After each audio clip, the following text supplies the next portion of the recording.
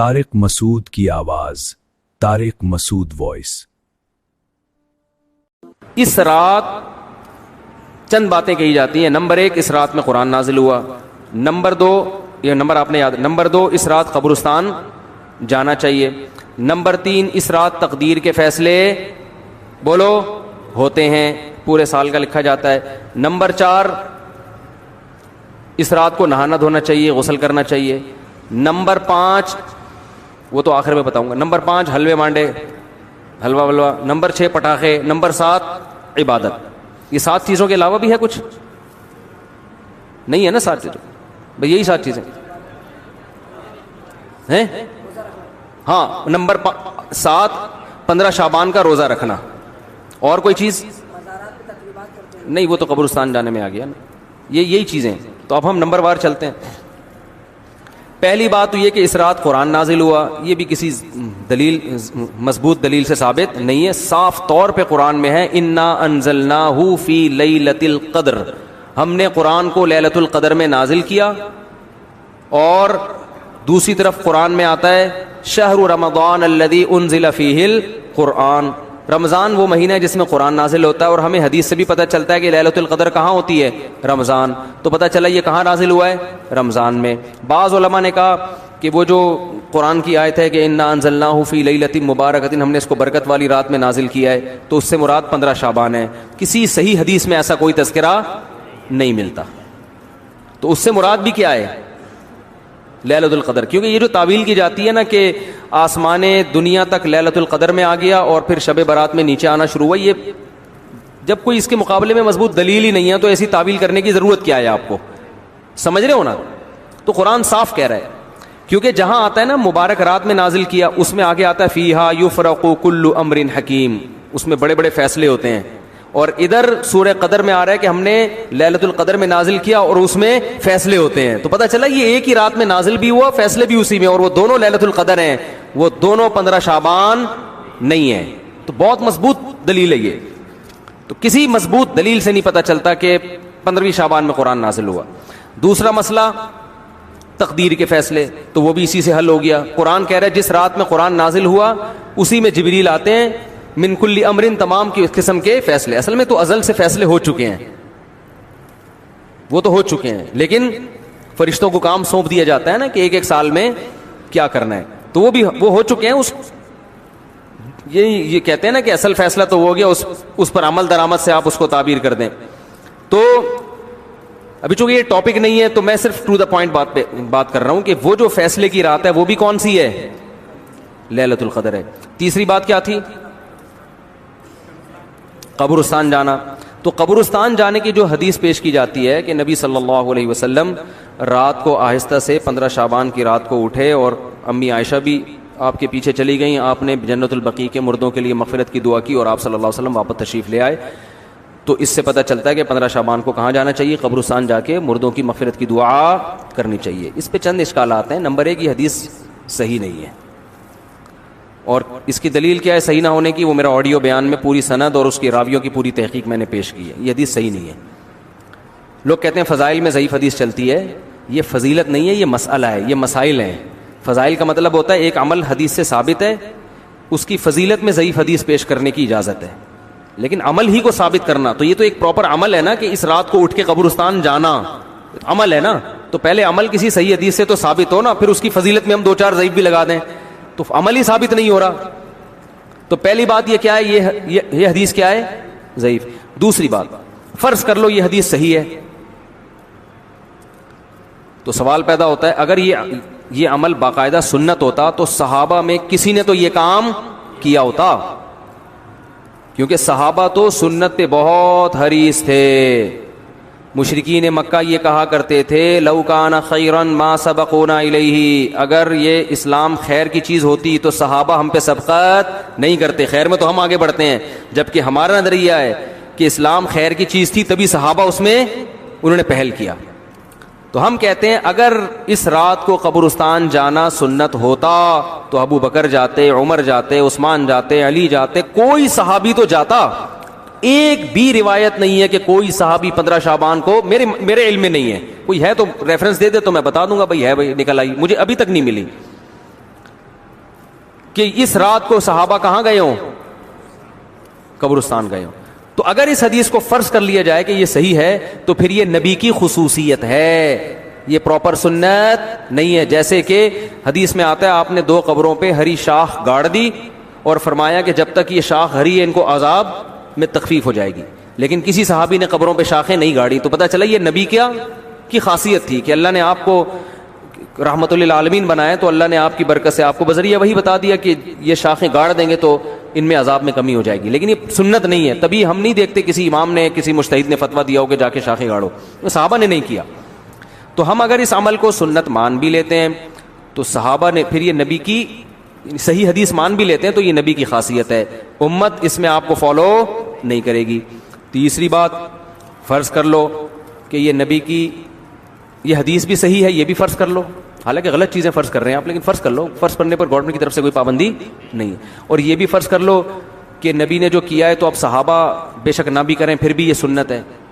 تو پھر سنت جن کیفیات کے ساتھ ہے انہی کیفیات کے ساتھ سنت ہے نا, کیا خیال ہے؟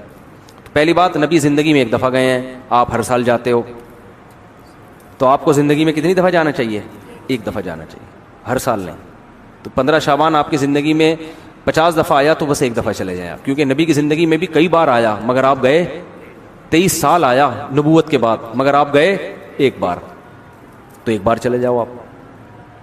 لیکن آپ اتنے ڈھیٹ ہیں, آپ کہہ رہے ہیں نہیں نبی ایک بار گئے مگر میں کتنی بار جاؤں گا؟ بار بار جاؤں گا. تو چلو آپ بار بار چلے جاؤ, ہم مان لیتے ہیں آپ کی دلیل. تو پھر جن کیفیات کے ساتھ گئے ان کیفیات کے ساتھ جاؤ. وہ کیفیت کیا تھی؟ چپکے سے رات کو کسی کو اٹھائے بغیر نکلے کہ پتہ امی عائشہ کی بھی آنکھ کھل گئی تھی تو پتہ چل گیا, ورنہ آپ ان سے بھی چھپا رہے تھے. اور چلے گئے اندھیرے میں جب کوئی بھی نہیں ہے, چپکے سے دعا کر کے واپس آ گئے. تو آپ کو بھی چاہیے جب سناٹے دار قبرستان میں خاموشی ہو, کتے بھونک رہے ہوں, ستارے چمک رہے ہوں, آپ اپنی وائف کو بھی نہ بتائیں اور چپکے سے آپ کسی کو بتائے بغیر اندھیرے قبرستان میں جہاں کوئی لائٹ نہیں, کوئی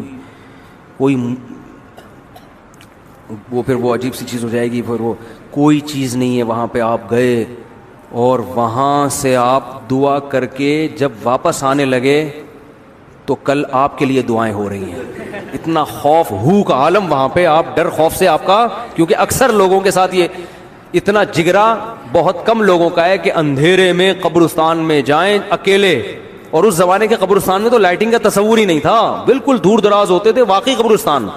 ایسے قبرستان میں جہاں ہو کا عالم ہو آپ گئے تو میرا خیال ہے اب گئے آپ, اب اگلے سال آپ کے رشتہ دار آپ کے لیے دعا, پھر بھی اگر آپ زندہ سلامت آ گئے تو پھر یہ ہونا چاہیے آپ جا رہے ہیں جتھے بنا کے, نہا دھو کے تیار ہو کے, او بھائی چلو بھائی سارے, پھر وہاں پہ جو ڈرامے بازیاں ہو رہی ہیں, اب تو ڈیٹنگ پوائنٹ بنتے جا رہے ہیں قبرستان, اللہ کی پناہ ہے. وہاں بیٹھے ہوئے ہوتے ہیں, پتہ نہیں کیا قوالیاں ہو رہی ہیں, یہ ہو رہا ہے, تو یہ کہاں سے ہو گیا بھائی؟ تو یہ ہو گیا قبرستان, آگے کیا رہ گیا؟ تو اس لیے قبرستان نہ جائے کریں اس رات, کوئی ثابت ہی نہیں ہے, کچھ بھی نہیں ہے یہ. تیسری چیز ہو گئی, 2 ہو گئی, 3 نمبر بتا.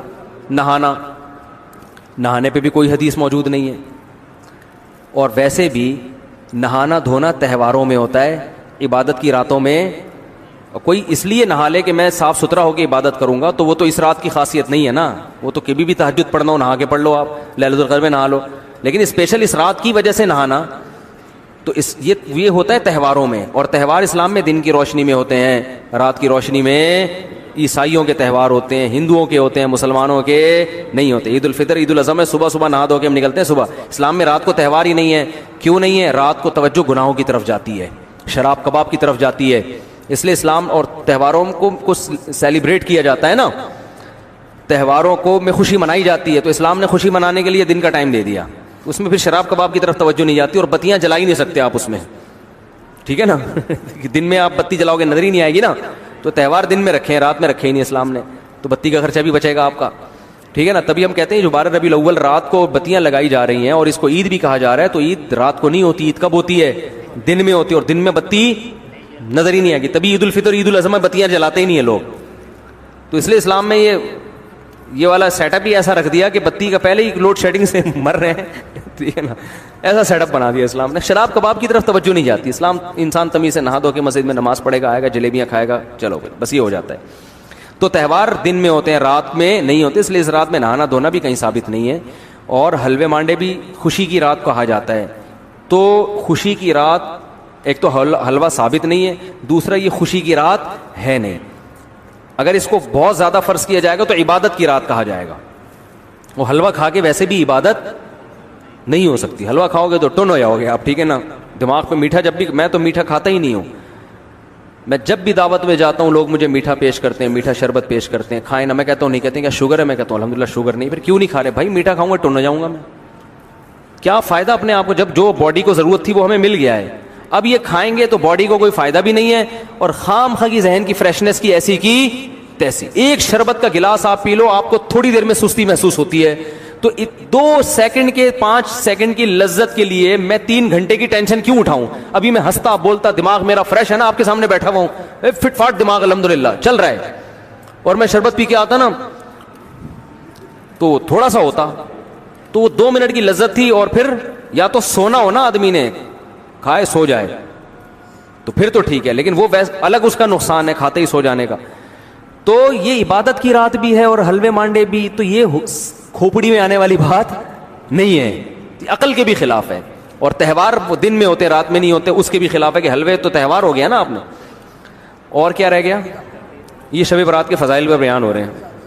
ایک صاحب نے مجھے کہا فضائل پر بیان کرے, میں نے کیا, کہتے ہیں یہ کیا ہو رہا ہے, یہ فضائل ہو رہے ہیں, کیا ہو رہا ہے بھائی. تو میں نے کہا جتنی فضیلت ہے بس اتنی ہی رکھیں گے ہم, آگے چلو. روزہ بھی کسی صحیح حدیث سے ثابت بولو بھائی نہیں ہے, اور عمل کو ثابت کرنے کے لیے حدیث کا صحیح ہونا ضروری ہے. لوگ کہتے ہیں فضائل میں ضعیف حدیث چلتی ہے, پہلے یہ فضیلت نہیں ہے, مسائل ہو رہے ہیں. مسئلہ ہے کہ 15 شعبان کا روزہ سنت ہے یا نہیں ہے, جب ہوگا تو پھر آگے اس کے فضائل کے 4 چاند لگانے کے لیے آپ, جیسے نماز ایک ثابت شدہ چیز ہے, اس کی فضیلت میں اگر کوئی ضعیف حدیث آئی ہے تو کوئی بات نہیں, فضیلت تو پہلے سے ثابت ہے نا, تو ضعیف حدیث بالکل من گھڑت تو نہیں ہوتی, امکان ہوتا ہے کہ شاید نبی نے فرمایا ہو, تو وہ آپ بیان کر دو.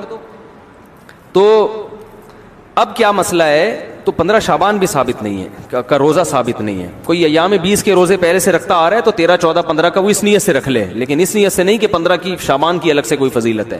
سمجھتے ہو کہ نہیں سمجھتے ہو. اور کیا رہ گیا, عبادت.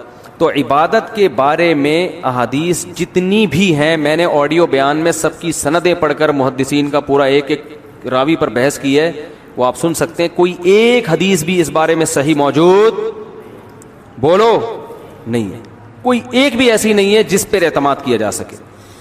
البتہ یہ ضرور ہے کہ محدثین کا, فقہا کا عام اصول یہ ہے کہ جب کسی مسئلے کے ثبوت کے لیے حدیث ضعیف ہو لیکن کثرت سے ہوں, تو ایک الگ سے حدیث سے تو مسئلہ ثابت نہیں ہوتا, لیکن ان کی کثرت کی وجہ سے ان حدیثوں میں جان پیدا ہو جاتی ہے. سمجھ میں آ رہی ہے بات. تو ایسی حدیث کو حسن کہا جاتا ہے, حسن لغیری ہے, کہ بھئی وہ ساری سندیں ضعیف ہیں لیکن مل کے مجموعے سے کیا ہو گیا, تو اس میں ایک حسن پیدا ہو گیا. تو اب الگ الگ اس کے کیا فضیلت ہے کہ جو اس رات میں عبادت کرے گا اس کو کیا ملے گا, تو وہ کوئی بھی حدیث جب میں بیان کروں گا نا یہ ملے گا تو وہ حدیث بہت ضعیف ہوگی. لیکن ان کے مجموعے سے جمہور علماء کی رائے یہ ہے کہ اس رات میں عبادت کی فضیلت ہے. کیا ہے یہ تو ہر حدیث میں کی سند پہ بحث ہے نا, اس میں تو ممکن ہے کوئی کہ یہ فضیلت ہے تو دوسرا اعتراض کرے یہ والی فضیلت تو صحیح حدیث سے ثابت نہیں ہے, تو وہ کہ دوسری فضیلت ہے, وہ کہ یہ بھی ثابت, لیکن اس سے ایک نفس فضیلت ہے. تو جو علماء اس اصول کو فالو کرتے ہیں کہ ضعیف حدیثوں کی کثرت سے حدیثیں درجہ حسن تک پہنچ جاتی ہیں, تو وہ جمہور علماء ہیں, ان میں بڑے بڑے محققین بھی ہیں, تو وہ یہ کہتے ہیں کہ اس رات عبادت کرنی چاہیے, لیکن اس عبادت کا کوئی مخصوص طریقہ ثابت نہیں ہے. عبادت وہی ہو, چھپ کے تنہائی میں کسی کا دل چاہ رہا ہے مسجد میں آ کے کر لے تو بھی ٹھیک ہے, جتھوں کی شکل میں نہیں, اور وہی نماز پڑھنی ہے, تلاوت کرنی ہے, دعائیں مانگنی ہیں. لیکن بعض علماء جو وہ بھی بڑے محقق ہیں وہ اس کے قائل ہیں کہ سرے سے کوئی فضیلت ہے ہی نہیں, ان کی رائے یہ کہ نہیں, لیکن بہرحال جمہور اس کے قائل ہیں. تو اس کو پھر بدعت نہیں کہہ سکتے. جب ایک بہت بڑا طبقہ ایک طرف چلا جائے اور اس کی کوئی اصل بھی ہو, تو پھر یہ کہنا کہ اس رات کی عبادت بدعت ہے, یہ پھر ٹھیک, یہ پھر زیادتی ہو جائے گی, ٹھیک ہے نا. تو یہ ہے اس کا حساب کتاب. اور پھر ایک اور ہمارے حضرت ایک اور دلیل دیا کرتے تھے کہ اسلام کا ایک مزاج ایسا ہے کہ جس ٹائم یا جس دن کی یا جس وقت کی کوئی بہت بڑی فضیلت ہوتی ہے نا تو اس وقت کی تعیین میں اختلاف ہو جاتا ہے. اسلام خود اختلاف ڈال دیتا ہے. اس کی مثال ایسے ہے جیسے جمعے کے دن ایک گھڑی ایسی ہے جس میں دعا لازمی قبول ہوتی ہے, لیکن وہ گھڑی کون سی ہے؟ بعض نے کہا عصر کی, بعض نے کہا خطبے کے درمیان, بعض نے یہ کہا. تو یہ اسلام کا مزاج ہے کہ جب کسی خاص ٹائم دن کو وہ کرتا ہے نا تو اس کے تھوڑی سی تعیین میں اختلاف. لیلۃ القدر اس کی فضیلت میں پوری امت کا اتفاق ہے, لیکن لیلۃ القدر کی رات کون سی ہے اس کی تعیین میں کیا ہے؟ احتمال ڈال دیا اسلام نے. اور یہ اسلام کی ایک حکمت ہے. حکمت یہ ہے کہ بھائی اگر وہ رات متعین پتہ چل جائے نا, پھر اس رات میں کسی نے گناہ کیا تو اس کی بھی خیر نہیں. ابھی تو ہے کہ اللہ مجھے کیا پتا تھا آج لیلۃ القدر ہے, تھوڑا سا بچنے کا چانس ہے. دوسری بات یہ کہ وہ رات اگر سوتے میں کسی سے نکل گئی تو پوری سال مایوس رہے گا اور باقی دنوں میں عبادت کرے گا ہی نہیں کہ ایک رات 80 سال کے برابر تھی وہ نکل گئی تو اب کیا فائدہ. تو اللہ نے تھوڑا سا کیا کر دیا کہ شاید بھائی وہ جو اس سے پہلی والی میں تم جاگے تھے ہو سکتا ہے وہ والی ہو. تو یہ اسلام کا ایک مزاج ہے جو ہمیں دوسری حدیثوں سے پتہ چلتا ہے. تو ہمارے حضرت ایک بڑی زبردست دلیل یہ دیا کرتے تھے. ہمارے حضرت کی رائے بھی یہ تھی کہ وہ قائل نہیں تھے شب برات کی فضیلت کے, لیکن بہرحال جمہور علماء کا یہ قول ہے اور بڑے بڑے مفتیان کرام اس میں داخل ہیں. اس کو بدعت کہنا ٹھیک نہیں ہے, لیکن ان کے ایک ذوق تھا. وہ یہ کہتے تھے کہ اگر یہ اتنی فضیلت والی رات ہوتی تو اسلام کے مزاج سے پتہ چلتا ہے کہ اس کی تعیین میں اللہ کیا ڈال دیتے؟ اختلاف کی, یا تو وہ 14 ہے یا وہ 15 ہے. ایک ان کا ذوق تھا. لیکن بہرحال جمہور کی رائے وہ بڑی مضبوط رائے ہے, وہ بھی بڑی مضبوط رائے ہے, ٹھیک ہے نا. اور فتویٰ بھی اسی پہ دیا جاتا ہے کہ اس رات کوئی عبادت کرے گا تو دوسری راتوں کی نسبت اس کو ثواب زیادہ میں. وہ پٹاخے وٹاخے تو ہیں ہی نہیں, وہ تو لوگوں نے ویسے ہی بنائے ہوئے, ان کا تو کوئی تعلق ہی نہیں ہے. پہلے ایک چھوٹی سی وضاحت کر دوں. میرے بارے میں ایک پوسٹ چلائی گئی ہے کہ مفتی طارق مسعود صاحب کی سالانہ آمدن 12 کروڑ روپے ہے. پوسٹیں اٹھ پٹانگ چلتی رہتی ہیں, مجھے کوئی وضاحت کی ضرورت بھی نہیں ہوتی, لیکن یہ اتنی زیادہ چلائی کہ میرے اپنے ریلیٹیو نے مجھے مبارکبادیں بھیجنا شروع کر دی اور رشتے آنا شروع ہو گئے دبا کے. رائل فیملیز کے رشتے آنا شروع ہو گئے, رائل فیملیز. میں سوچ رہا تھا یار جس نے یہ پوسٹ چلائی ہے جھوٹی پوسٹ ہے, ایسا کچھ بھی نہیں ہے. تو کاش وہ 10 سال پہلے چلا دیتا یار. کیسے خاندانی. اب بھی اللہ کا شکر ہے میرے جو سسرال ہے میں ان کو رائل فیملی ہی سمجھتا ہوں میرے حساب سے, لیکن 10 سال پہلے چل جاتی نا یہ تو شاہی خاندان کے رشتے دبا کے رشتے آ رہے ہیں 2-3 دن سے نا. ادھر فون ہم کہہ رہے ہیں کہ نہیں بھائی بس کیا بتاؤں, زیادہ ڈیٹیل میں نہیں جاتا, میرے سسرال والے پکڑ کے کوٹیں گے مجھے نا. تو پاکستانیوں کو اللہ ہدایت دے یار, کچھ پروپیگنڈا کیا کرو تھوڑا سوچ سمجھ کے. 12 کروڑ سال کا مطلب ہے مہینے کا 1 کروڑ. میرا مہینے کا 1 کروڑ تھا. سب سے پہلے مسجد میں اے سی لگواتا میں, یہاں غریبوں والی مسجد ہے ہماری. خیر, اور اگر بالفرض ہیں 12 کروڑ تو اس میں ٹینشن کی تو کوئی بات ہی نہیں ہے.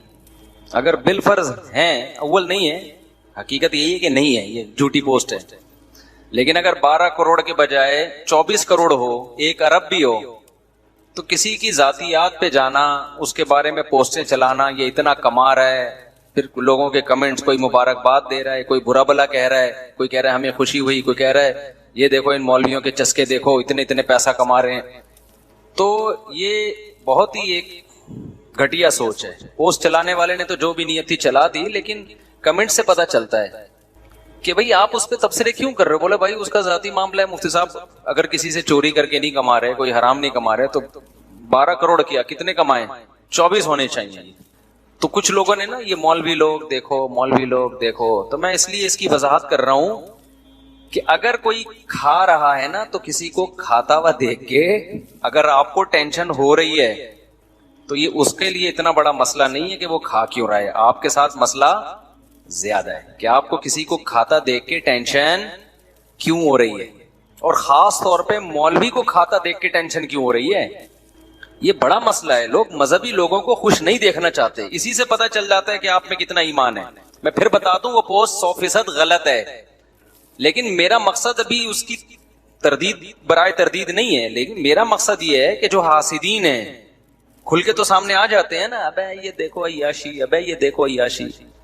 ایک سوچ بنا لو کہ جب بھی کسی کو کھاتا دیکھو گے تو ٹینشن لینے کے بجائے کیا ہو, خوش ہو جاؤ. اس سے آپ کی ڈپریشن ختم ہوگی, آپ زندگی کو انجوائے کرو گے. پتہ ہے انسان کے ساتھ سارا مسئلہ ہی یہی ہے.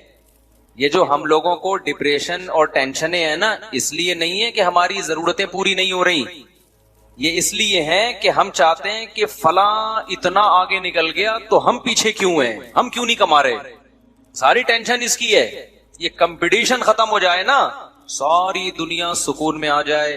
کیونکہ اس زمانے میں یہ رپورٹ ہے کہ پوری دنیا میں انسان کو جس سطح کا رزق مل رہا ہے نا، جس اسٹینڈرڈ کا، اس اسٹینڈرڈ کا رزق اس سے پہلے کبھی بھی نہیں ملا. ایسی لائف انسان کی کبھی رہی نہیں ہے لگژری جیسی اب ہے، سوائے چند ملکوں کے اور چند غریب علاقوں کو اگر آپ مستثنا کر دو. کچھ جگہ ایسی ہیں جہاں لوگ بھوکے مر رہے ہیں، لیکن میجورٹی کی بات کر رہا ہوں. یہ لیونگ اسٹینڈرڈ جو انسان کا آج ہے نا، لباس میں، خوراک میں، رہائش میں، سواری میں، یہ اسٹینڈرڈ آج سے پہلے کبھی بھی بولو نہیں تھا. تو پھر ٹینشن کس بات کی بھائی؟ ٹینشن اس بات کی کہ اس کا مجھ سے بھی اچھا کیوں ہے. اسی میں مر رہے ہیں سارے. آپ مجھے بتاؤ، پہلے پنکھے تھے گرمیوں میں؟ ہمارے پردادا سے بھی ہم اوپر کی طرف جاتے ہیں تو پنکھے بھی نہیں تھے. بہت مالدار لوگ ہوتے تھے جو ملازم رکھتے تھے، جو یوں یوں یوں یوں بیٹھ کے پنکھے چلاتے رہتے تھے. جیسے ہی وہ ہٹا تو بس گرمی سے پسینہ نکلنا شروع. میں نے ایسے گاؤں میں ٹائم گزارا ہے جہاں لائٹ نہیں ہے، گرمیوں میں بھی وہاں ٹائم گزارا تو مجھے اندازہ ہوا کہ ونس اپون اے ٹائم لوگ کیسے رہا کرتے تھے بھائی، کیسے رہا کرتے تھے یار. لیکن پھر بھی رہتے تھے. کیا آج جو خوراک میسر ہے پہلے میسر تھی؟ پہلے مرغی کھانا یہ مالداروں کا کام تھا، کہتے ہیں مرغے کھا رہا ہے. اب چکن بریانی ہر ٹھیلے پہ مل رہی ہے. غریبوں کا کھانا ہے بریانی. تو ہم تھوڑا سا بیانات میں تعریفیں کر کے تھوڑا دوبارہ بریانی پہ لے آتے ہیں لوگوں کو. شادی بیاہ میں ولیموں میں بریانی پکا کرتی تھی، تو ہر گھر میں بریانی کی تو کوئی ویلیو نہیں رہی ہے. توہین ہے بریانی کی ہے، لیکن خیر اب ہو رہی ہے توہین، کیا کریں. کتنا چکن کتنی عام ہو گئی ہے، گوشت کتنا عام ہو گیا ہے، انڈے کتنے عام ہو گئے ہیں. پہلے انڈے کھانا مالدار لوگوں کی علامت تھی. خوراک کتنی معیاری ہو گئی انسان کی. لباس کتنا معیاری ہو گیا، 6 10 15 جوڑے سنبھال کے رکھے ہوئے ہیں. ذرا سا پسینہ آیا کپڑے چینج کیے. پہلے نہیں اسی کو سیٹتے رہتے تھے. نہانا کتنا آسان ہو گیا، واش روم میں جاؤ، کھولو شاور، بس کھڑے ہو جاؤ خود بخود آٹومیٹیکلی نہا کے. جیسے آٹومیٹک مشین ہوتی ہے نا، کپڑے ڈالو نکل آئے. مشینیں دیکھ لو. خواتین پہلے کیسے کپڑے دھوتی تھی، ہماری مائیں دادیاں ڈنڈے اٹھا کے کوٹ رہی ہوتی تھی کپڑوں کو. اب مشین میں ڈالو، دھلا کے آٹومیٹک مشینیں خود ہی سارے پروسیس سے گزر کے کپڑا باہر. اس میں بھی پھر خواتین کہتی ہیں ایکچولی وہ پھر وہ کرتا ہوں، پھر خواتین بہت غصے ہوتی ہیں، کام بہت ہیں. کام کیا ہے بھائی آپ کا، کام کیا نہ مردوں تھوڑا بہت. مرد کا تو پھر بھی تھوڑا سا باس سے کچھ صلواتیں سن لے گا. آپ کا تو صلواتوں والا کام بھی، پہلے ساسوں سے جو صلواتیں سنا کرتی تھی وہ بھی کیا ہو گیا. ایک تھوڑی سی صلواتوں کی ٹینشن ہوتی تھی، اب وہ بھی کیا ہے، ساس کا تو احترام ہی مارکیٹ سے شارٹ ہو گیا. تو اس میں جو ہے نا پیمپر دیکھو کیا کر رہا ہے آج کل. کتنی بڑی بڑی ذمہ داریاں کس نے اٹھا لی ہیں؟ پیمپروں نے اٹھا لی. تو کتنی لگژری لائف ہے نا انسان کی. لیکن ڈپریشن کم ہو رہی ہے بڑھ رہی ہے؟ کیوں؟ کمپٹیشن. اب اس کی مجھ سے بھی زیادہ. کسی غریب کے گھر پرانے زمانے میں پنکھا لگاتے تھے نا، خوشی سے بے ہوش ہو جاتا کہ یار بٹن دباؤ خود ہی ہوا آ رہی ہے. اب اس پہ ڈپریشن ہو رہی ہے کہ میرے گھر میں اے سی کیوں نہیں. ساری دنیا نے ایئر کنڈیشن لگا لیا، میرے گھر میں کیوں نہیں ہے. تو یہ دماغ میں بٹھا لو، جب تک سکون نہیں ملے گا، جب تک یہ دنیا میں کمپٹیشن اور تقابل کا جذبہ ختم نہیں ہوگا. اور یہ ختم ہوتا ہے دنیا کو مسافر خانہ سمجھنے سے. سمجھتے ہو دنیا کو کیا سمجھنے سے؟ مسافر. علماء کے پاس اگر پیسہ آتا بھی ہے تو لوگ ان کے نا پیسے کو دیکھتے ہیں، یہ یوں کر رہے ہیں یوں کر رہے ہو. بھائی جب نہیں تھا تو کوئی ٹینشن نہیں تھی، کیونکہ کمپٹیشن نہیں ہے، کوئی ان کے دماغ میں تقابل نہیں ہے کہ ہم نے پیسے میں اس سے آگے بڑھنا ہے. اس سے سکون ہے. جب نہیں ہوتا تو نہیں ہوتا ہے تو بھی وہ ٹینشن نہیں ہوتی جو عام لوگوں کو ہو رہی ہوتی ہے کہ بھائی جا بھی سکتا ہے. اللہ تعالیٰ سب کی حفاظت کرے.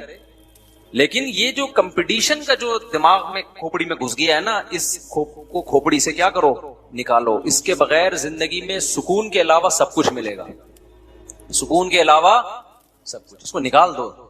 بات چل پڑی ہے تو میں کمپلیٹلی اسی پر بات کروں ذرا. نبی صلی اللہ علیہ وسلم نے فرمایا کہ دین میں نا اپنے سے اوپر کو دیکھو اور دنیا میں اپنے سے کمتر کو دیکھو. آپ کے گھر اگر پنکھا ہے, آپ اس کو دیکھیں جس کے گھر پنکھا بھی نہیں ہے. ایک تو بڑا مسئلہ یہ ہے کہ انسان کے پاس تھوڑا سا پیسہ آتا ہے نا, تو اپنے سے زیادہ مالداروں میں جا کے رہنا شروع کر دیتا ہے. وہ تھوڑا سا پیسہ آیا تو لیونگ اسٹینڈرڈ اپنی اوقات سے زیادہ اونچا, اس کے بعد پھر وہاں جا کے پھر وہی ٹینشن, ابے یار اس کے پاس تو روزانہ گاڑی بدلتا ہے, میں تو 10 سال سے ایک ہی گاڑی لے کے گھوم رہا ہوں. اچھا, مالداروں کے ساتھ ایک بڑا ایشو پتہ ہے کیا ہے, کیونکہ انسان کی نیچر ہے کہ وہ عزت تلاش کرتا ہے. اب مالدار کے پاس جب پیسہ آتا ہے نا تو اس کو عزت مال میں نظر آتی ہے, کیونکہ جب دوست احباب آپس میں بات کرتے ہیں, ابے تو کیا خرید رہا ہے, ابے میں نے یہ اتنے کی گھڑی خریدی, میں نے یہ اتنے کا موبائل خریدا, میں نے اتنے کا پلاٹ خریدا, میں یہ تو عزت کا معیار کیا بن جاتا ہے, دولت. اب آپ کی عزت ہی دولت کی وجہ سے ہو رہی ہے, تو آپ دولت پہ کمپرومائز نہیں کرو گے. پھر یار پیسہ نہ جائے بھائی, میری عزت کی کیا ہو جائے گی, ایسی کی تیسی. یہ چیز ہے جو دولت مند کو ڈپریشن میں لے کے جاتی ہے. اس کی تو عزت ہی کس بیس پہ ہو رہی ہے. دیکھو اس کی مثال دیتا ہوں, اس سے بات سمجھاتا ہوں, پھر اس کا علاج بھی بتاؤں گا. میں نے بہت زیادہ دولت مندوں میں یہ ڈپریشن دیکھی ہے. بعض دولت مند تو ایسے دیکھے اوپر سے مجھے کھسکے ہوئے لگے, وہ کہ کھسک گئے ہیں, صحیح نہیں رہے. اتنا پیسہ آ گیا, اوپر کی سیٹنگ کیا ہو گئی, مجھے 2-3 دفعہ خیال ہوا کہ اسکرو پانا لے کے تھوڑی سیٹنگ کیا کرنی پڑے گی, ٹائٹ کرنی پڑے گی. کیونکہ مجھے ڈر ہوا کہ یہ تھوڑا عرصے میں بالکل ہی آؤٹ, کیونکہ ایک دفعہ دماغ گھومتا ہے نا, تو اگر فوراً سیٹنگ پہ نہ آئے, بھائی مجھے ایک بات بتاؤ, گاڑی میں تھوڑا سا کام نکل آئے, فوراً ٹھیک کرا لو گے تو چلتی رہے گی 100 سال بھی, نہیں ٹھیک کراؤ گے تو تھوڑا اور ایک وقت آئے گا کہ میکینک بولے گا بھائی اس کو کباڑ والے کو بیچ دے, اب یہ ریپیئرنگ کے قابل نہیں. تو بعض لوگ کھوپڑی آؤٹ ہوئی, اتنے آؤٹ ہو گئے ہیں کہ اب کھول کے دوبارہ ان کو جوڑنا پڑے گا, وہ ریپیئرنگ کے قابل. ایسے لوگ میرے پاس آتے ہیں, میں بتاتا ہوں کہ بھائی اب یہ ریپیئر نہیں ہو سکتا بندہ, یہ کھول کے دوبارہ کیا ہوگا, دوبارہ جوڑے. اب ہم تو جوڑ نہیں سکتے, فرشتے ہی جوڑیں گے اس کو, یعنی اس کو دوبارہ سے پیدا ہونا پڑے گا. ایسے بھی ہو جاتا ہے, کسی وجہ سے ہو نا, دماغ میں چوٹ لگنے سے ہو گیا, سمجھ میں بھی آتا ہے یار. آپ سمجھ رہے, میں مذاق کر رہا ہوں. دیکھو دماغ میں چوٹ لگی, پاگل ہو گیا, بات سمجھ میں آتی ہے. کوئی بہت بڑا غم آیا اس کی زندگی میں, اللہ نہ کرے, خاندان لٹ گیا, پاگل ہو گیا, سمجھ میں آتا ہے نا. بیٹھے بیٹھے پاگل ہو گیا یار, پیسہ آ رہا ہے تو پاگل ہو گیا, خواہشات ساری پوری ہو رہی ہیں, پاگل ہو گیا. ذرا سی بات پہ کیا ہو رہا ہے, یعنی خوشیوں کی وجہ سے بھی پاگل ہو رہا ہے, یا معمولی سی ٹینشن سے پاگل ہو رہا ہے, تو یہ بہت بڑا ایشو ہے کہ نہیں ہے. تو پھر وہ جب میں دیکھتا ہوں نا اس طرح کے لوگوں کو جو بات چیت, تو مجھے اندازہ ہوتا ہے کہ میں لوگوں سے کہتا ہوں کہ یا اپنے دوستوں سے, بھائی یہ بندہ اب ریپیئرنگ کے سے ٹھیک ہونے والا نہیں, اللہ ہی ٹھیک کر دے تو الگ بات. اب یہ کمپنی میں جائے گا, پورا کھلے گا, دوبارہ سے کیا ہوگا, جڑے گا, اس کے بعد یہ سیٹ ہو سکتا ہے. دین اللہ کی بہت بڑی نعمت ہے, سمجھتے ہو. تو وہ مسئلہ کیا ہوتا ہے ایسے لوگوں کے ساتھ, کہ جو چیز عزت کا ذریعہ تھی اس کے جب چھننے کا خطرہ ہوتا ہے نا, تو انسان کس میں جاتا ہے, ٹینشن. اب آپ مجھے بتاؤ, آپ کے پاس ایسے کیسز آئے ہیں نا کہ ایک کھلاڑی تھا, ترقی کرتے کرتے کہاں تک پہنچا, سلیکشن نہیں ہوئی. ایسے کرکٹ کے کھلاڑی ہیں, فٹ بال کے کھلاڑی ہیں, ہمارے جاننے والوں میں بھی بڑی محنت کرتے کرتے کرتے کرتے ایک مقام پر گئے, قومی ٹیم میں سلیکشن نہیں ہوئی, ڈپریشن سے پاگل ہو گئے. کیوں؟ ان کو لگا کہ یار جو چیز ہماری عزت کا ذریعہ تھی اب وہی نہیں رہا ہمارے پاس, تو اب ہمارے پاس تو کوئی اور ذریعہ ہے ہی نہیں. یہ جو ہمیں کھلاڑی کامیاب نظر آتے ہیں نا, یہ لاکھوں میں 11 ہوتے ہیں ٹوٹل. میرا خیال ہے 13 کھلاڑی ہوتے ہیں نا, تو اسپیئر میں بھی کچھ ٹوٹنا شٹنا دائیں بائیں ہو گیا, کوئی فارورڈ 15-16 ہوتے ہیں نا. تو یہ جو ہمیں نظر آ رہے ہوتے ہیں نا 15-16 کے کامیاب ترین لوگ, یہ 15-16 ہزار ناکاموں میں سے 15-16 کامیاب نکلے ہوئے ہوتے ہیں. اس لیے میں بار بار کہتا ہوں, کھیل کود کو کبھی بھی اپنا اوڑھنا بچھونا مت بناؤ, کیونکہ ہم نے زندگیاں برباد ہوتے ہوئے دیکھی ہیں. لڑکا جو ہے نا کرکٹ میں لگا رہا پریکٹس کرتا رہا, پڑھائی میں نہیں ہے, وہ میں بڑا کھلاڑی بنوں گا, فٹ بال میں لگا رہا دن رات ایک کر دیا, سلیکشن نہیں ہوا قومی ٹیم میں. اب زندگی کھپا دی فٹ بال میں اور کرکٹ میں, نہ ڈاکٹر بن سکے, نہ انجینئر بن سکے, نہ تاجر بن سکے, اب رکشا چلا رہے ہیں. نہیں آ رہی بات سمجھ میں؟ آ رہی ہے سمجھ؟ اب کیا چلا رہے ہیں؟ رکشا چلانا کوئی بری بات نہیں ہے, لیکن وہ ڈپریشن میں جاتے ہیں رکشے سے کہ ہم نے سوچا ہوا کیا تھا, آ کہاں گئے, رکشے پہ آ گئے. تو یہ چیز اب دولت مند جو ہے نا اس کی عزت کس بیس پہ ہو رہی ہے؟ بولو. دولت, پیسہ. جہاں بیٹھے گا بھائی پیسہ بہت ہے میرے پاس, پیسہ اپنا دکھائے گا بھی. بعض دفعہ پیسہ کسی کاروباری ضرورت سے بھی دکھانا پڑتا ہے, وہ ایک الگ بات ہے. ہمارے ایک دوست ہیں, بڑا اللہ نے پیسہ دیا, انہوں نے اپنے پاس آئی فون رکھا ہوا ہے بغیر کور کے, سب سے لیٹسٹ. میں نے کہا بھائی بغیر کور کے آئی فون کیوں ہے؟ کہہ رہے ہیں بھرم ہے, گر گیا تو ٹوٹنے کا ہمیں غم نہیں. میں نے کہا یار یہ کون سے بھرم ہے؟ کہہ رہے ہیں بھائی ہمارے پاس جب کوئی پارٹی آتی ہے نا ڈیلنگ کے لیے, تو سیاست میں اس کو اپنی دولت دکھانی پڑتی ہے, ورنہ بڑے بڑے سودوں کی ڈیلنگ ہوتی ہے. یہ بھرم ایک الگ رخ ہے. جیسے میں نے کہا نا کہ بد اخلاقی بری چیز ہے, بھرم میں آدمی بڑی بڑی دھمکیاں دیتا ہے. میں نے ایک پورا جمعے کا بیان اس پہ کیا تھا کہ غصے میں یہ کہنا کہ بیگم میری کھوپڑی گھوم جاتی ہے غصے میں, تو یہ آپ کے پاگل ہونے کی علامت ہے. عقل مند آدمی کی غصے میں کھوپڑی نہیں گھومتی, غصے میں ہی تو آزمائش ہے کہ کھوپڑی اپنی جگہ پہ ہے کہ گھوم رہی ہے. کیا خیال ہے؟ ابے بھائی جو لڑکے عام طور پہ کہتے ہیں نا ابے تیرے بھائی کی کھوپڑی تجھے پتا ہے غصے میں تو گھوم جاتی ہے, ابے تیرا بھائی کو جب غصہ آتا ہے, تو اصل میں وہ بتا رہا ہوتا ہے کہ میں گدھا ہوں. وہ کیا بتا رہا ہوتا ہے کہ میں کیا ہوں. یہ کوئی کمال نہیں ہے کہ غصے میں تمہاری کھوپڑی گھوم جاتی ہے. اصل میں تو کھوپڑی کے صحیح استعمال کا ٹائم ہی کیا ہے؟ غصہ. کہ اس وقت کتنا کنٹرول ہوتے ہو تم. نارمل حالت میں تو ہر آدمی کی کھوپڑی سیٹ رہتی ہے. جو پاگل قسم کے لوگ ہوتے ہیں غصے میں کھوپڑیاں گھومتی ہیں, پھر اوٹ پٹانگ قتل کر دیتے ہیں, طلاقیں دے دیتے ہیں, سر پھوڑ دیتے ہیں, گالیاں دینا شروع کر دیتے ہیں. اصل کمال کیا ہے؟ غصے میں آپ کیا ہو؟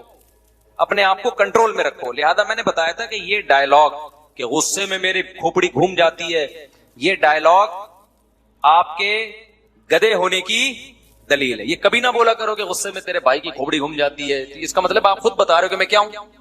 میں انسان نہیں, میں گدھا ہوں. جانور میں انسان میں یہی تو فرق ہوتا ہے. بیل کو دیکھا ہے, بھینسے کو جب غصہ آتا ہے اس کو کھوپڑی صحیح نہیں رہتی ہے, گھومتی ہے, گھوم جاتی. تو آپ بھی بیل ہیں, کٹے ہیں آپ بھی. لیکن میں نے یہ بھی بیان میں بتایا تھا کہ سیاستاً کبھی یہ کہنا پڑتا ہے بھرم کے لیے کہ غصے میں میری کھوپڑی, یہ روب کے لیے. مثال کے طور پر آپ کی شادی ہوئی, آپ بیگم کو روب میں لینا چاہ رہے ہو, آپ نے بیگم کو بتا دیا کہ بیگم ایک بات یہ میں تمہیں کان کھول کے سن لو کہ مجھے جتنا بھی غصہ ہے میں رہتا نارملی ہوں. تو جو خاندانی عورت ہوگی وہ کہے گی ماشاءاللہ اتنا اچھا ہے, جو غیر خاندانی ہوگی وہ کہے گی میرے کو بڑا بہترین قسم کا بیوقوف آدمی مل گیا. اس کے ساتھ جو بھی کر لو غصے میں ہمیشہ یہ کیا رہے گا؟ ٹھنڈا رہے گا. تو جو غیر خاندانی ہوگی وہ تو پھر وہ کچھ کرے گی آپ کے ساتھ. تو ایسے موقع پہ غیر خاندانی, ہر عورت ایسی نہیں ہوتی, تو غیر خاندانی کو آپ بھرم میں لینے کے لیے, روب ڈالنے کے لیے آپ کیا کہیں گے؟ بیگم یہ کام نہ کرنا, کیونکہ اگر تم نے یہ کام کیا اور مجھے آ گیا غصہ تو اللہ سے پہلے کہو اللہ اوپر اوپر سے کہہ رہا ہوں میں ایسا ہوں نہیں, کیونکہ اللہ کو بہت غصہ آئے گا جملے سے کہ میں نے تو تجھے یہ کہا ہے کہ غصے میں کنٹرول کر. والکاظمین الغیظ, اللہ کہتے ہیں نیک لوگ غصے میں اپنے آپ کو کیا کرتے ہیں؟ کنٹرول. ان کی کھوپڑیاں گھومتی نہیں ہے. تو پہلے اللہ کو الگ سے بتا دو, اے اللہ میں بیگم کو کنٹرول میں لینے کے لیے اوپر اوپر سے ایک جملہ کہوں گا, دل میں میرے نیت نہیں ہوئی. تو کیونکہ اگر میں نے یہ کہہ دیا بیگم کے سامنے کہ غصے میں بھی میری کھوپڑی کنٹرول میں رہتی ہے, تو کھوپڑی تو کنٹرول میں رہے گی, بیگم کنٹرول میں بولو نہیں رہے گی. رپورٹ ہے بیگم کنٹرول میں نہیں رہے گی. خاندانی عورت تو رہے گی, اس کو تو ضرورت ہی نہیں ہے نا. ہر عورت تھوڑی, جیسے ہر آدمی ٹھیک ایک خاندانی نہیں ہوتا, تو ہر عورت کون سا ہوتی ہے؟ اچھے بری ہر طرح کی ہوتی ہیں. جو عزت دار عورت ہے نا اس کو آپ ریسپیکٹ دیں گے, بیگم آئیے بیٹھیے, وہ اس کو اتنی قدر کرے گی ایسا اچھا میاں مل گیا. اور جو 2 نمبر خاندان سے آئی ہوگی نا اس کو آپ عزت دیں گے, وہ کہے گی بہترین بندہ ملا ہے, ٹھیک ہے نا, الو بنانے کے. خیر اب ایسا نہ ہو اپنے بیگموں سے شبہ کرنا شروع کر دو. تو اوپر اوپر سے آپ کہیں گے بیگم میں غصے میں میری کھوپڑی کنٹرول میں نہیں رہتی، یہ بھرم کے لیے. تو ایسے ہی بعض جملے متکبرانہ ہوتے ہیں، بعض طریقے متکبرانہ ہوتے ہیں، لیکن وہ سیاسی بھرم یا اور کوئی مصلحت کے لیے وہ اوپر سے ایکٹنگ کرنی پڑتی ہے، وہ ایکٹنگ کرنی پڑتی ہے. جیسے تکبر اللہ کو پسند نہیں ہے، لیکن میدان جنگ میں تواضع کا حکم نہیں ہے. حدیث میں آتا ہے کہ یہ جملہ نا شہنشاہ کہنا کسی کو کہ بادشاہوں کا بادشاہ، اللہ کو اس پہ غصہ آتا ہے کہ بادشاہوں کا بادشاہ تو اللہ ہے. یا انا اپنی میں ہوں، میں ایسا، یہ جملے کیا ہیں؟ الکبریاء ردائی. حدیث میں آتا ہے اللہ کہتے ہیں تکبر میری چادر ہے، جو اس میں ذرا بھی مجھ سے جھگڑے گا میں اسے رسوا کر دوں گا.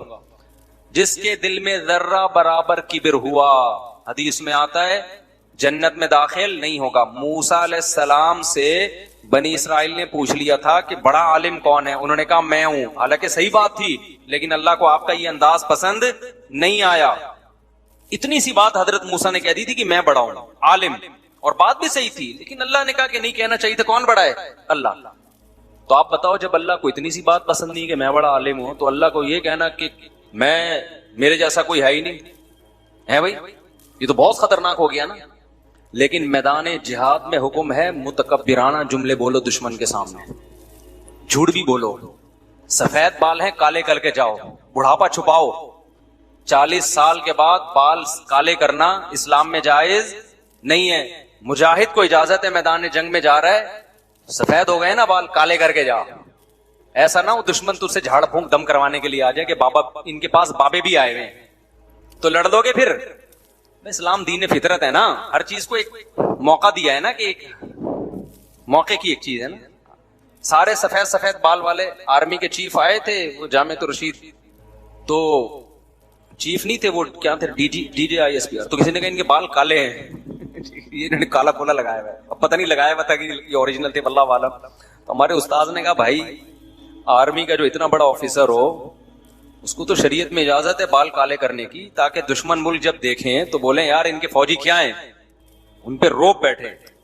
تو میدان جہاد میں بال کالے کرنے کی بھی اجازت ہے. کیوں؟ دشمن، حالانکہ یہ بھی ایک طرح کا جھوٹ ہو گیا نا بھائی. بال کالے کرو گے تو جو آپ کی حقیقی ایج ہے آپ دشمن کو دھوکہ دے رہے ہو، آپ اس سے کم عمر لگو گے. ایسا ہی ہے نا، جوان لگو گے. تو اسلام کہتا ہے لگو بھائی وہاں جا کے جوان. لیکن آپ کو حق پرستی کا آپ پہ بہت غلبہ تھا، تقویٰ بہت تھا. آپ گئے، آپ نے کہا جھوٹ نہیں بولنا، جتنے سفید ہیں پورے نظر آئے. ایسے تو رشتہ نہیں ملتا، جنگ میں فتح کہاں سے ہوگی.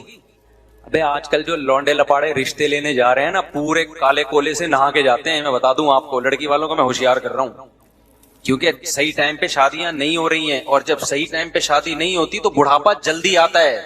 اور ڈاکٹروں نے بھی ماشاءاللہ ہینڈ پریکٹس میں لگا دیا ہے تاکہ اور بیڑا غرق ہو جائے صحتوں کا. اس پہ بھی میں کسی وقت بات کروں گا انشاءاللہ. یہ ڈاکٹر لوگ بہت پروموٹ کر رہے ہیں اس کو، کل یہ رجوع کر لیں گے، صحتوں کا بیڑا غرق کر دیں گے. میڈیکل سائنس کوئی ایسا آخری حتمی نہیں ہے کہ تحقیق ایسی کمپلیٹ ہو چکی ہے کہ اب اس کے بعد مزید تحقیق نہیں ہو سکتی. کتنی چیزیں ہیں میڈیکل سائنس کی. 15 سال پہلے تحقیق کچھ اور تھی، 15 سال کے بعد وہ کیا ہو گئی، چینج. تو اب یہ ڈاکٹر جو آج کل لڑکوں کو، بعض ڈاکٹروں نے لگا دی ہے کہ 100 دفعہ کرو کوئی صحت خراب نہیں ہوتی. ایسا بالکل بھی نہیں ہے. پھر میں اس پہ بعد میں آؤں گا، ابھی بات کروں گا اس پہ، پہلے ہمارا ٹاپک کمپلیٹ ہو جائے گی. یہ ٹاپک مجھے ممبر پہ چھیڑنے کا شوق نہیں ہے، لیکن ڈاکٹر بھی نہ چھیڑے نا. وہ یوٹیوب پہ پروموٹ کر رہے ہیں بھائی تھوک پھینکو، 100 دفعہ پھینکو کچھ نہیں ہوتا. تو ایسے ہی وہ اپنی خواہش 100 دفعہ پوری کر لو، ہاتھ سے کچھ نہیں ہوتا. زمین آسمان کا فرق ہے تھوک میں اور میرے بھائی. اور جو چیز اللہ نے ایک نیچرل رکھی ہے اس سے آپ جب بھی ہٹو گے تو ڈسٹربنس پیدا ہوگی. یہ ہو نہیں سکتا نیچر سے لڑو اور نیچر آپ کو انتقام نہ لے آپ سے. کل ڈاکٹروں کی تحقیق بدل جائے گی، اور بہت سے ڈاکٹر ابھی بھی اس کے خلاف ہیں. یہ میں اس لیے کہہ رہا ہوں کہ کوئی ڈاکٹر میرے بیان پہ اعتراض کر سکتا ہے کہ مفتی صاحب شریعت کی بات کرو نا، میڈیکل سائنس میں ٹانگ کیوں اڑا رہے ہو. تو میں اس لیے بتا رہا ہوں کہ میں میڈیکل سائنس میں جو ٹانگ اڑا رہا ہوں تو بہت سے ڈاکٹر ہی اس کے خلاف ہیں، اس لیے میں ان کا ریفرنس دے رہا ہوں. اور ویسے کھوپڑی بھی کوئی چیز ہوتی ہے نا، نیچر کے خلاف آپ چلو گے تو کیسے آپ صحت کیسے ٹھیک ہو سکتی ہے. خیر الگ ٹاپک ہے یہ، ابھی میں اس کو جلدی سے پہلے والے کو مکمل کروں. تو بات کیا چل رہی تھی؟ ہاں کالے بال. تو میدان جنگ میں لڑنے کے لیے حکم کیا ہے؟ بال کالے کرو. تکبر اللہ کو پسند نہیں ہے. میدان جنگ میں ہے تکبر والی باتیں کرو دشمن کے سامنے. ایک صحابی تھے غزوہ احد میں نا سر پہ پٹی باندھ کے سینہ کڑا کے چلے اور کہا کہ کوئی سخت بڑے الفاظ کے انہوں نے، اس وقت میرے ذہن میں نہیں، وہ پوری ورڈنگ نہیں آ رہی ان کی. تو آپ صلی اللہ علیہ وسلم نے فرمایا اللہ کو یہ جملہ اور یہ انداز پسند نہیں ہے، لیکن اس موقع پہ اللہ کو یہی انداز پسند ہے. میدان جنگ میں سینہ کڑ کے اور بولو بھائی کسی ماں نے آج تک ایسا بچہ جنا ہی نہیں ہے جو مجھ سے مقابلہ کر سکے. یہ ہو ہی نہیں سکتا. جتنا ایسا نہیں تھر تھرا رہے کانپتے ہوئے آپ دعوے کر رہے ہو کہ یہ نہیں ہو سکتا. بالکل ایسا کانفیڈنس کہ بھائی یہ پاسبل ہی نہیں ہے یار، ہم سے کون جیت سکتا ہے. اب اس میں بھی لوگ بعض دفعہ نا کمنٹس کر رہے ہوتے ہیں کہ یہ دیکھو بڑی بڑی بڑکیاں مار رہے ہو. تو دشمن کے سامنے جتنا بڑھا چڑھا کے، جتنا نہیں بھی ہے نا 10 سے ضرب دے کے بتاؤ کہ تم کہہ رہے ہو ایک ایٹم بم، ہم نے تو 20-30 اور چھپا کے رکھے ہوئے، وہ تو ہم نے بتایا نہیں ہے. ٹھیک ہے. تو وہ میں بتا رہا تھا، وہ بڑے مالدار آدمی، وہ ہمارے دوست ہیں، انہوں نے کہا آئی فون رکھا ہوا، کور نہیں. میں نے کہا گر جائے گا، اسکریچ آئیں گے، ٹوٹ جائے گا. انہوں نے کہا بھائی ایک تو آئی فون اتنی جلدی اسکریچ آتا نہیں اس پہ، لیکن انہوں نے کہا یہ بھرم ہے، اسٹائل ہے. مفتی صاحب آپ کو ہمارے بزنس کا نہیں پتا. ہماری جب بزنس مین سے ملاقات ہوتی ہے نا تو بھرم میں ہمیں کچھ دکھانے پڑتے ہیں، ایسے بھرم کہ اتنی نیچ سوچ نہیں ہے ہماری کہ موبائل پہ کور لگائیں اور گر گیا تو کیا ہوگا، ٹوٹ گیا تو نقصان ہوگا، ٹوٹ گیا تو پھینک دیں گے کچرے. اس سے یہ ہوتا ہے کہ سامنے والا پھر بات کرتا ہے کہ یار اس سے بڑے بڑے سودے کیے جا سکتے. تو جس کی فیلڈ ہے نا وہ سمجھتا ہے. میں نے اس کو نہیں کہا کہ یہ بھرم غلط ہے اسلام میں. اتنی بات ضرور ہے کہ دل ٹھیک کر لو بھائی، بولو اللہ سے کہ اللہ یہ سوسائٹی میں فی الحال اس ٹائپ کے بھرم چل رہے ہیں مارکیٹ میں، اس لیے کرنے پڑ رہے ہیں. تواضع کی نا میں نے تو بزنس نہیں ہو سکے گا پھر. تو میں نے ان کو کہا بھائی ہمارا تو موبائل ہے، ہم نے تو اس پہ کور لگا کے رکھا ہوا ہے، ہمیں اس بھرم کی ضرورت کیا ہے؟ کیوں ہم نہیں جا رہے کہ بھائی ہمارا موبائل ٹوٹ جائے، بلا وجہ کے پیسے خرچ ہوں گے. تو میں اصل میں ان کے سے بول رہا تھا مجھے کوئی کور خریدنا ہے موبائل کا. انہوں نے کہا ہم تو ایسا رکھتے ہیں. ہم نے کہا آپ جیسا مرضی کریں، ہم نے تو کوئی بزنس کی بھرم بازی، ہم رشتوں میں بھرم دکھانے پڑتے ہیں. ٹھیک ہے نا، جھوٹ نہیں بولنا، ایسے جھوٹ بولنا جائز نہیں. خیر تو جی نہیں وہ تو ہے نا، یہ تو پہلے موضوع تو کمپلیٹ کروں نا، یہ بہت اہم موضوع ہے. تو خوب سمجھ لو، کیونکہ جب آپ کی وجہ عزت ہی دولت بن جاتی ہے، جو کہ آج کل اکثر لوگوں کی ہے، تو پھر آہستہ آہستہ انسان ڈپریشن میں جانا شروع ہوتا ہے. تو اس لیے کبھی بھی اس چیز کو، دولت کو، شہرت کو، صحت کو وجہ عزت مت بناؤ. ان کو سائڈ پہ رکھو، یوں سمجھو کہ جوتے کی نوک پہ رکھو. نہیں آ رہی بات سمجھ میں؟ دولت کو کس پہ رکھو؟ جوتے کی نوک پہ. لینڈ کروزر ہے جوتے کی نوک پہ، یہ وجہ عزت نہیں ہے، آپ نہیں ہونی چاہیے. صحت ہے جوتے کی نوک پہ، سمجھ رہے ہو نا؟ اور کیا سواری ہے، وہ تو ہو گئی نا لینڈ کروزر سواری، تو روٹی تھوڑی ہوتی ہے. خوراک ہے جوتے کی بولو نوک پہ. کیا مطلب جوتے کی نوک پہ؟ بھائی دنیا مسافر خانہ ہے، کوئی دل لگانے کی چیز ہے یہ؟ جوتے کی نوک پہ ہی ہے نا، یہ چھن جائے گی بھائی تھوڑے دنوں میں. تو دل ہی نہ لگاؤ، نہ اس کو وجہ عزت سمجھو. وجہ عزت کیا ہے؟ اللہ. جانا کس کے پاس ہے بھائی؟ اللہ کے پاس جانا ہے نا. تو دل کس سے لگاؤ؟ اللہ سے لگاؤ. حضرت مصعب ابن عمیر رضی اللہ تعالی عنہ اتنے ارب پتی تھے کہ مکہ میں جب گھر سے جو دولت مند لوگ ہوتے ہیں نا، خوشبوؤں کا بھی استعمال بہت کرتے ہیں، بڑی مہنگی مہنگی خوشبو. غریب آدمی تو بیچارہ پسینوں میں ہی آتا رہتا ہے نا، تو وہ تو پسینہ ہی بھگاتا رہتا ہے نہا کے. جب آپ کا لیونگ اسٹینڈرڈ بڑھنا شروع ہوتا ہے، بڑھتے بڑھتے ایک وقت میں تو گیا ہوں نا بڑے بڑے دولت مندوں کو دیکھا، ہر وقت خوشبوؤں کی دھونی. سعودی عرب میں خاص طور پر یہ عربوں میں خوشبوؤں کا بہت رجحان ہے، اور ایسی ایسی خاندانی خوشبوئیں وہ ہمیں یہاں نظر ہی نہیں آتی. تو کیونکہ یہاں ظاہر اتنا پیسہ نہیں ہے نا لوگوں کے پاس، تو نظر کیسے آئیں گی؟ تو آپ حضرت مصعب ابن عمیر رضی اللہ تعالیٰ عنہ اتنے مالدار، ریشمی لباس پہنا کرتے تھے، خوبصورت بہت تھے. جب مکہ کی گلیوں میں نکلتے نا تو گلیاں خوشبو سے معطر ہو جاتی تھی، لگتا تھا کوئی رائل فیملی کا بندہ یہاں سے گزر کے گیا ہے. لیکن آپ نے اس دولت کو وجہ عزت نہیں بنایا، کیونکہ آپ کو یہ بات سمجھ میں آ گئی تھی. نبی صلی اللہ علیہ وسلم پہ جب قرآن نازل ہوا کہ بھائی تم سب نے لوٹ کے خدا کے پاس جانا ہے، وہاں نہ درہم ہوگا، نہ دینار ہوگا، نہ دولت کام آئے گی، وہاں تمہاری نیکیاں کام آئیں گی. امن هو قانت آناء الليل ساجدا وقائما يحذر الآخرة ويرجو رحمة ربي. اللہ نے فرمایا بھلا وہ شخص جو راتوں کو اللہ کے سامنے اٹھ کے اللہ سے دعائیں مانگتا ہو، آخرت کا خوف کرتا ہو، کیا اس کے برابر وہ شخص ہو سکتا ہے جو یہ سب کچھ نہ کرتا ہو؟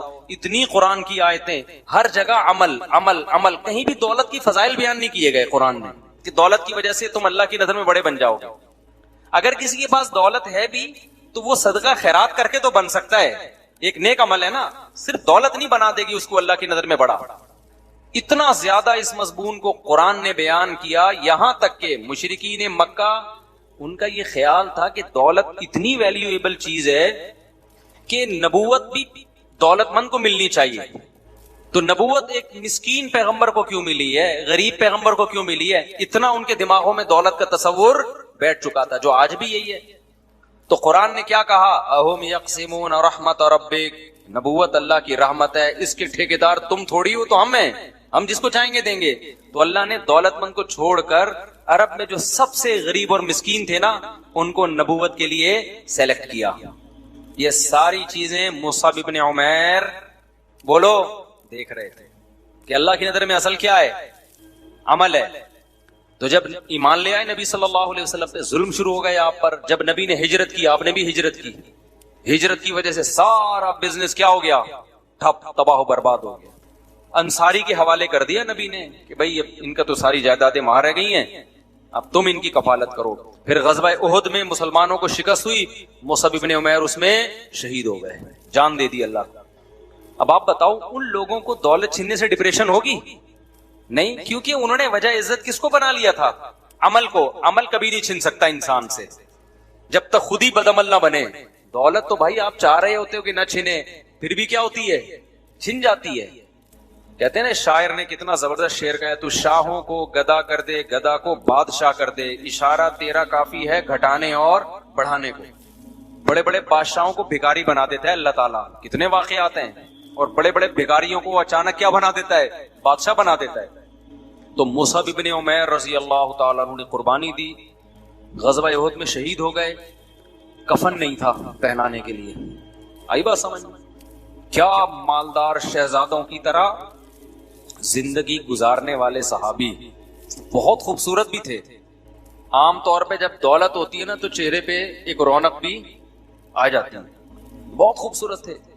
شہید ہو گئے تو جب قبر میں رکھا، قبر بھی اکیلی قبر نصیب نہیں ہوئی ہے، اجتماعی قبر. مجھے آپ بتاؤ، انسان موت کے بعد تو چاہتا ہے نا کہ کم از کم قبر اپنی ہو. کیا خیال ہے؟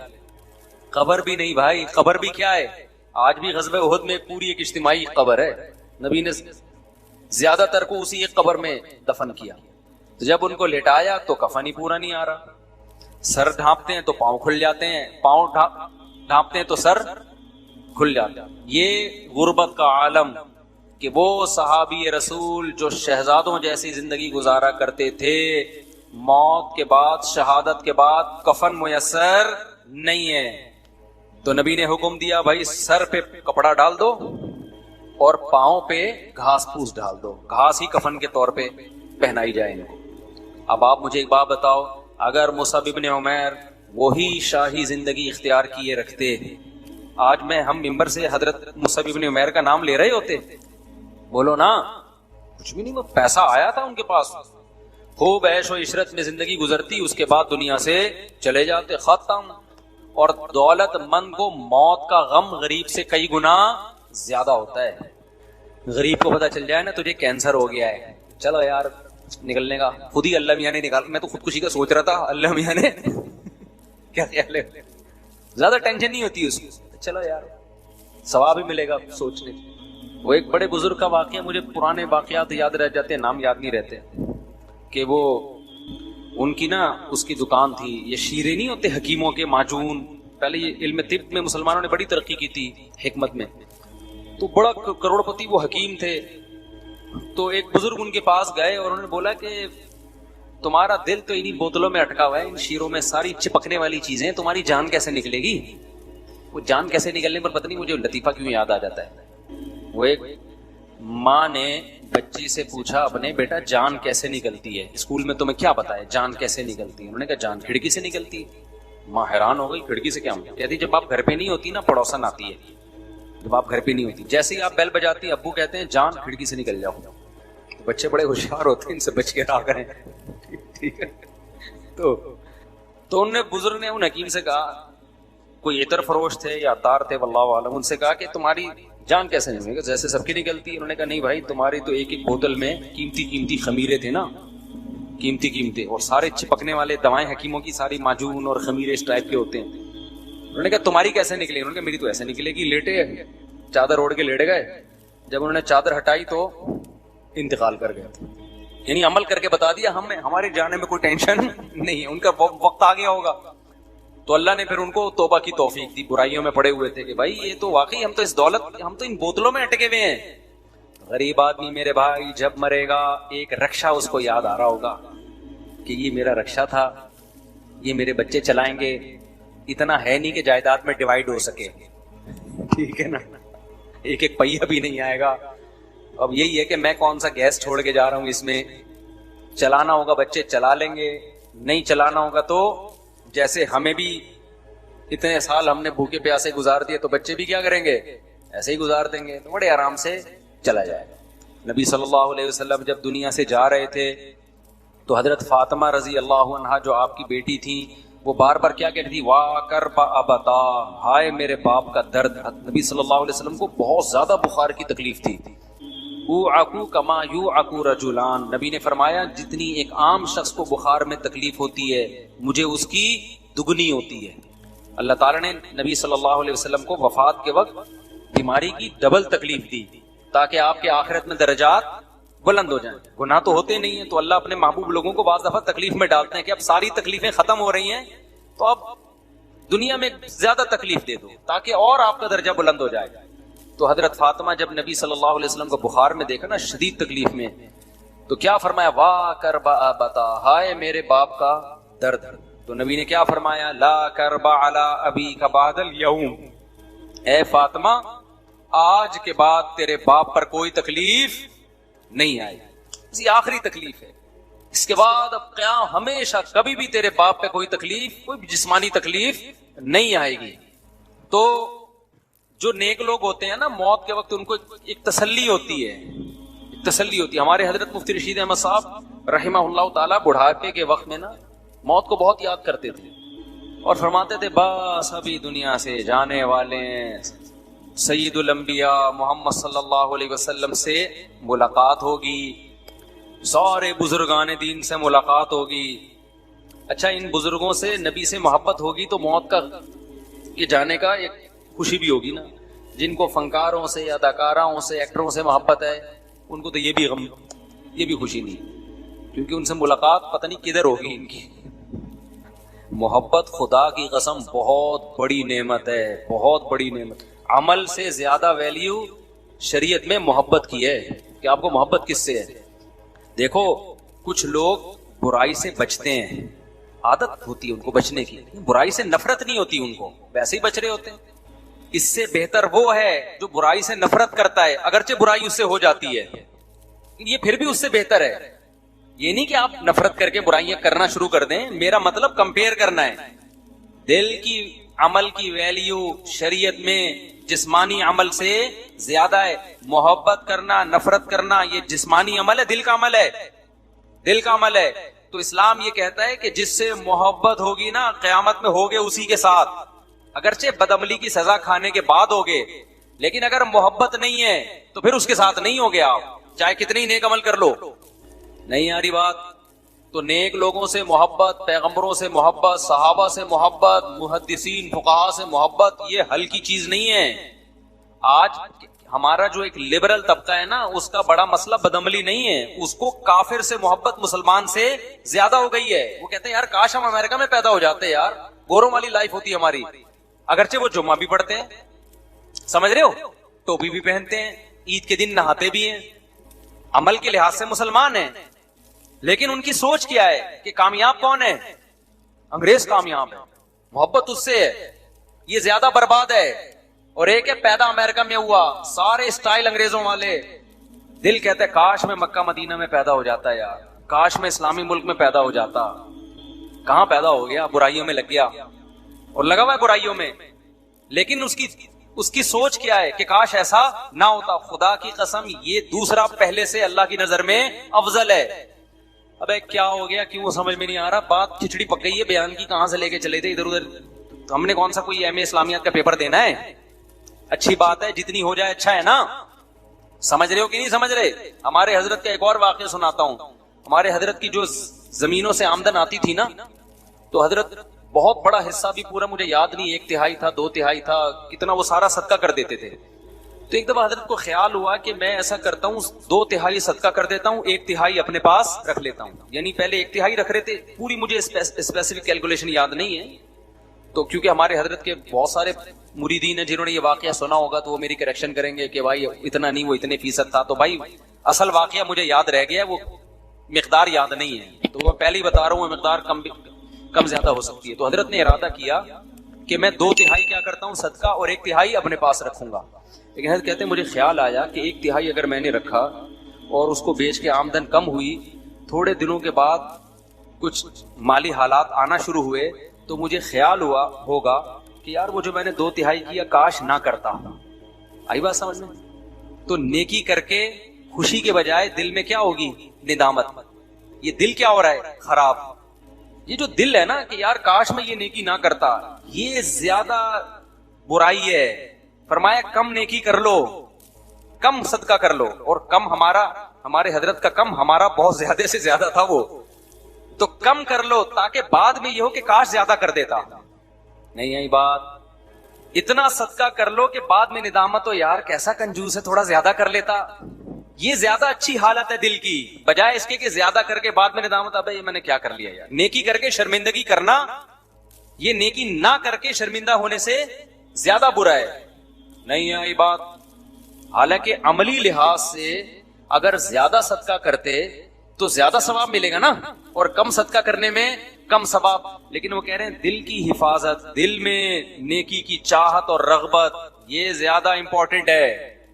ابے سمجھ آ پا رہا ہوں کہ نہیں سمجھا پا رہا؟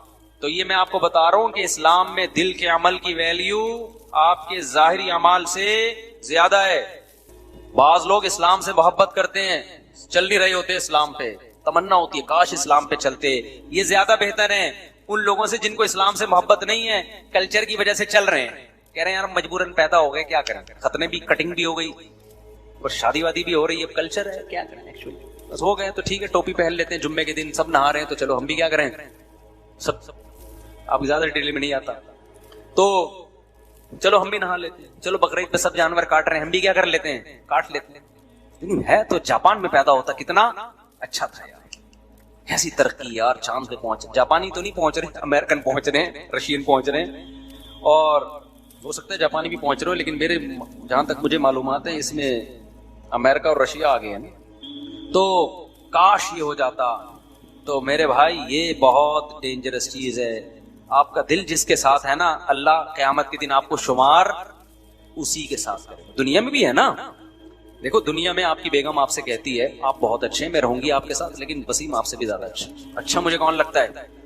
وسیم لگتا ہے. لیکن میں وسیم کو نہ کبھی فون کروں گی، نہ میں وسیم کو کبھی لفٹ کراؤں گی. رہوں گی میں آپ کے ساتھ، وفا میں آپ کے ساتھ کروں گی.